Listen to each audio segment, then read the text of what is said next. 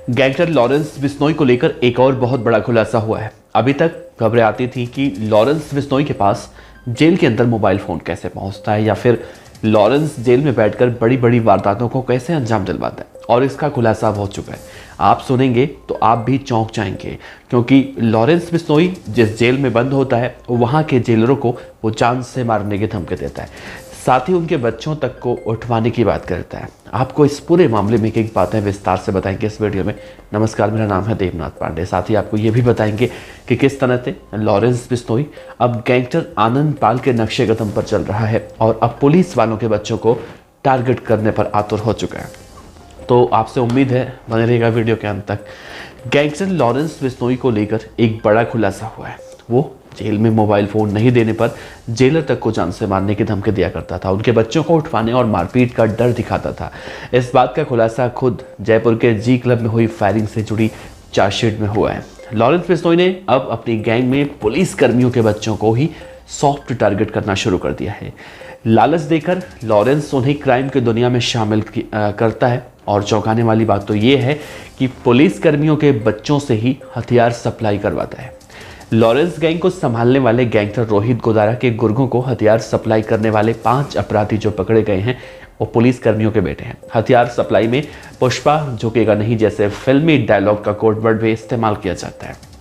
AK-47 से महंगे hi tech हथियार डीलरों से किराए पर भी लिए जाते हैं। पूरी डील के लिए लॉरेंस और उससे जुड़े गुर्गों ने सिग्नल ऐप के बजाय भारत में बैन एक नए ऐप का इस्तेमाल करना शुरू कर दिया, ताकि किसी भी बातचीत का कोई रिकॉर्ड या फिर लोकेशन ट्रेस नहीं हो पाए। राजस्थान के जयपुर के जी क्लब में हुई फायरिंग के मामले से जुड़ी चार्जशीट में लॉरेंस बिश्नोई, ऋतिक बॉक्सर और रोहित गोदारा समेत 4 बदमाशों को आरोपी बनाया गया है। इस चार्जशीट में ही लॉरेंस बिश्नोई को लेकर कई खुलासे हुए हैं जो मैं आपसे बता रहा हूं। जेल में बहुत आसानी से लॉरेंस गैंग को मोबाइल फ़ोन मिल जाते हैं। हाल ही में लॉरेंस का पंजाब की जेल से हुआ इंटरव्यू इसका सबसे बड़ा जीता जागता उदाहरण है। मोबाइल के लिए लॉरेंस, जिस तरह से मैंने कहा कि जेलरों को धमकी देता है, जो जेलर मोबाइल नहीं देते उन्हें धमकी देकर मारपीट की जाती है। लॉरेंस अजमेर की हाई सिक्योरिटी में जब जेल में बंद था तो उसने जेलर से जेल में मोबाइल फ़ोन देने के लिए दबाव बनाया। जेलर ने मोबाइल देने से मना किया तो उसके परिवार को जान से मारने की धमकी दे डाली। तब जेलर ने अजमेर के सिविल लाइन थाने में 57/20 FIR नंबर दर्ज कराई थी, और इसी के बाद लॉरेंस बिश्नोई को अजमेर से भरतपुर की सेफर जेल में भेज दिया गया था। वहां भी उसने जेल में मोबाइल फ़ोन देने के लिए जेलर से दबाव बनाया था। उसने जेलर को मारने की धमकी भी दी थी। उस जेलर ने भी 182/20 नंबर मुकदमा दर्ज कराया था।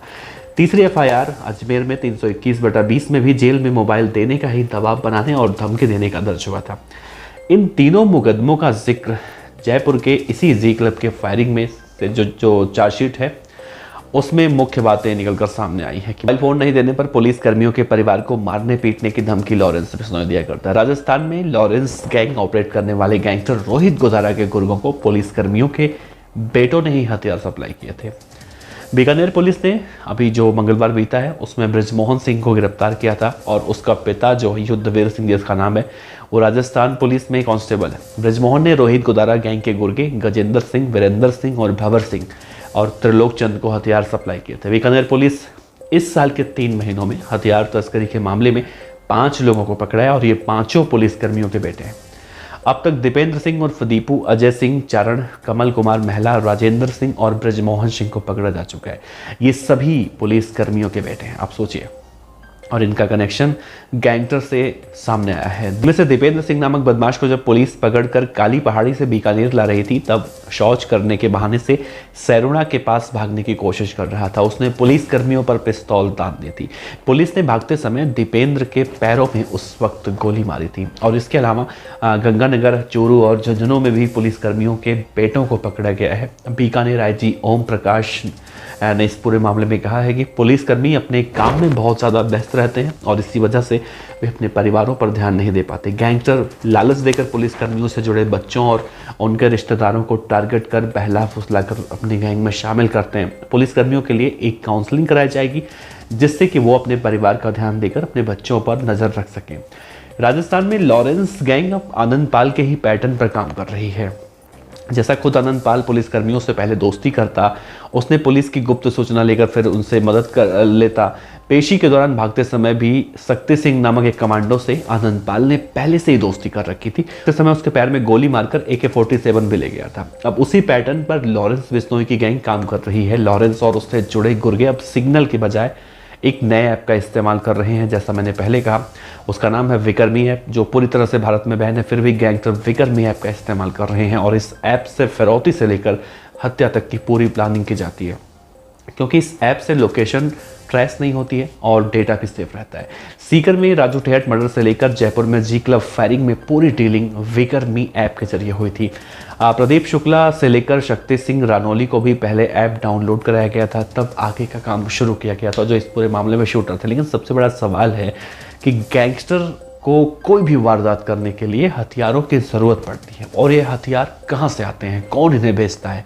पंजाबी सिंगर सिद्धू मूसेवाला और राजू ठेहट की हत्या से लेकर कई बड़ी वारदातों में विदेशों से हथियार भेजे गए, और इन हथियारों को 2 तरीक़ों से भारत में भेजा जाता है। सबसे पहले तो पंजाब और राजस्थान से सटे पाकिस्तान बॉर्डर से ड्रोन के जरिए हथियारों की सप्लाई कराई जाती है। ड्रोन को उड़ाकर ऑटोमेटिक हथियारों को बॉर्डर के जरिए वहां से यहां पर तस्करी किया जाता है और आसानी से नीचे गिरा दिया जाता है। इसके बाद पहले से बैठे तस्कर उन्हें गैंगस्टर तक डिलीवरी करा देते हैं। अब बॉर्डर पर भी सख्ती की जा चुकी है। सख्ती होने पर गैंगस्टर जर्मनी, इटली, अमेरिका के हाईटेक हथियारों को समुद्र के जरिए कार्गो शिप से पार्सल करके अब मंगवा रहे हैं। पुलिस के मुताबिक कई बड़े आर्म्स डीलर भी हैं जो ऑर्डर मिलने पर डिलीवरी करा देते हैं। ये AK-47 जैसे हाईटेक हथियारों को किराए पर देते हैं। वारदात के बाद इन हथियारों को वापस लौटाना भी होता है। वारदात के बाद पुलिस जब एक्टिव हो जाती है, ऐसे में हथियारों को पकड़े जाने का रिस्क होता है। वारदात के बाद कुछ दूरी पर पहला काम हथियारों को सेफ जगह पर ले जाने के लिए अलग से व्यवस्था की जाती है। ज़्यादातर अमेरिका की बरेटा, इटली की जिग्ना, ऑस्ट्रेलिया की ग्लॉक, चाइना में TT-30 की डिमांड की जाती है, क्योंकि ये मिसिंग नहीं होती और दूसरा इनका निशाना भी सटीक रहता है। जयपुर के शिप्रा पथ पर पुलिस ने 2019 में गैंगस्टर ऋतिक बॉक्सर को मारपीट के एक मामले में गिरफ्तार किया। उसे जयपुर सेंट्रल जेल उसके बाद भेज दिया गया। तब वहां पर लॉरेंस का साथी संपत भी बंद था।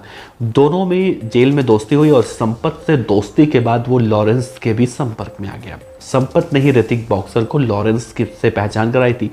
कुछ दिनों के बाद ऋतिक की जमानत हुई। जेल से बाहर आने के बाद से ही वो लॉरेंस की गैंग से जुड़कर कई वारदातों में शामिल हो गया। रोहित गोदारा भी पहले से ही विदेश में छिपा हुआ है। ऋतिक बॉक्सर ने पुलिस को पूछताछ में बताया है कि वो फर्जी पासपोर्ट बनवाने के लिए रोहित के संपर्क में आया था।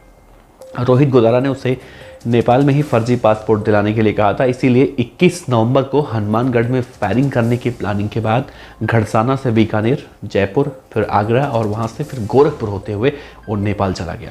लेकिन उसका पासपोर्ट नहीं बन सका। उसके खाने और रहने के पैसे भी खत्म हो चुके थे। पुलिस ने तब ऋतिक को पकड़ा तो उसके पास से करीब 22,000 रुपये के आसपास नेपाली रुपए बरामद हुए थे।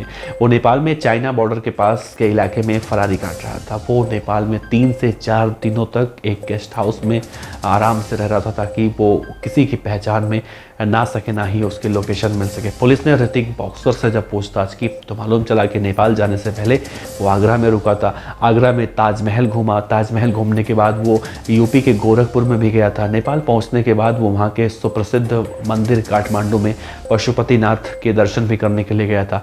और सबसे खास बात यह है कि जब वो नेपाल में फरारी काट रहा था, तभी उसने सिग्नल ऐप डाउनलोड करवाकर प्रदीप शुक्ला नाम के शूटर को जी क्लब में फायरिंग का पूरा जिम्मा सौंपा। उसने हथियार भी पंचकुला में बुलाकर दिलवाए थे और खर्चे के लिए उससे रुपए भी दिलवाए गए थे। लॉरेंस ने प्रोडक्शन वारंट पर पुलिस पूछताछ में ये कहा था कि उसे 15 जून 2022 को पटियाला कोर्ट दिल्ली में रोहित गोदारा और ऋतिक बॉक्सर वकील के कपड़े पहनकर उससे मिलने आए थे। और तब भी लॉरेंस बिश्नोई ने उन्हें ये कहा था कि राजू ठेहट का मर्डर करने के बाद जयपुर में व्यापारियों, होटल मालिकों और क्लब मालिकों को धमकाकर करोड़ों रुपयों की फिरौती लेनी होगी। राजू ठेहट की हत्या के बाद जयपुर में दहशत फैलानी होगी और इसके बाद से उसके पास रुपए आ जाएंगे। तब लॉरेंस बिश्नोई ने रोहित गोदारा और ऋतिक बॉक्सर को देश से बाहर जाकर पूरी प्लानिंग करने के लिए कहा था। ऐसा मीडिया रिपोर्ट में निकलकर सामने आ रहा है। राजू ठेहट की हत्या की प्लानिंग भी 6 महीने पहले कर ली गई थी। राजू ठेहट का मर्डर जो है 3 दिसंबर 2022 को उसी के घर के दरवाजे पर ताबड़तोड़ गोलियों से हुआ था। हालांकि राजू ठेहट के मर्डर में आनंदपाल की बेटी का भी नाम सामने आ रहा है। जयपुर में कालावाड़ से पकड़े गए शक्ति सिंह से जब पूछताछ हुई तो आनंद पाल की बेटी के शामिल होने की जानकारी इसमें आई है। पंजाबी सिंगर सिद्धू मूसेवाला हत्याकांड से पहले ही भाई अनमोल और भांजे सचिन बिश्नोई को लॉरेंस बिश्नोई ने भारत से बाहर फर्जी पासपोर्ट के जरिए विदेश में भेज दिया था। पुलिस अब इन विदेश में छिपे गैंगस्टरों की भी पड़ताल कर रही है। तो मालूम चला कि लॉरेंस के भाई अनमोल के साथ करीब 20 ऐसे गैंगस्टर विदेश में जाकर छिपे हुए हैं। अभी तक की जो जांच पड़ताल हुई है उसमें मालूम चला है कि यूएसए में अनमोल, कनाडा में गोल्डी, यूरोप में रोहित गुदारा, सतवीर सिंह कनाडा, यूएसए में डरमन कहलों, कनाडा में गुरविंदर सिंह, मलेशिया में जगजीत सिंह और यूएई में कुलदीप सिंह जैसे बड़े गैंग तो छिपे हुए हैं। वहीं लॉरेंस की एंटी गैंग पंबिहा गैंग से जुड़े अर्शदीप डल्ला, चरणदीप सिंह, लखवीर सिंह, रमनदीप सिंह और सुखदुल सिंह इस वक्त कनाडा में छिपा हुए हैं। गैंग का सरगना इस वक्त यूरोप में छिपा हुआ है। लकी पटियाल, गुरजंट सिंह ऑस्ट्रेलिया में और हरजोत सिंह के यूएसए में होने की जानकारी है। तो साफ तौर से देखा जा रहा है कि लॉरेंस बिश्नोई की या फिर पंबिहा की जो गैंग है वो किस तरह से वारदातों को अंजाम दे रही है। लेकिन लॉरेंस बिश्नोई जितने तेज़ी से, चाहे पंजाब हो, हरियाणा हो, दिल्ली हो, राजस्थान हो या फिर हरियाणा का गुरुग्राम हो, इन सब राज्यों में जितनी तेज़ी से वो अपने पैर पसार रहा है वो आने वाले समय में वाकई में बहुत ज़्यादा दिक्कतें पुलिस की या फिर प्रशासन के बढ़ाने वाली हैं। लेकिन राजस्थान, पंजाब में जैसे सिद्धू मूसेवाला या फिर राजू टेट की हत्या हुई उसके बाद काफ़ी हद तक पुलिस इन गैंगस्टर के ठिकानों में दबिश देकर काफ़ी हद तक इन्हें काबू करने में कामयाबी भी पाई है। लेकिन इंतज़ार है उस वक्त का जब विदेश में बैठे गैंगस्टर भी गिरफ्तार करके भारत लाए जाएंगे, तभी कुछ कहना मुनासिब हो पाएगा। फिलहाल ये खबर बहुत ही इन्फॉर्मल तरीके से मैं आपको बता रहा था। अपनी प्रतिक्रिया आप दे सकते हैं। आपका बहुत बहुत शुक्रिया। नमस्कार।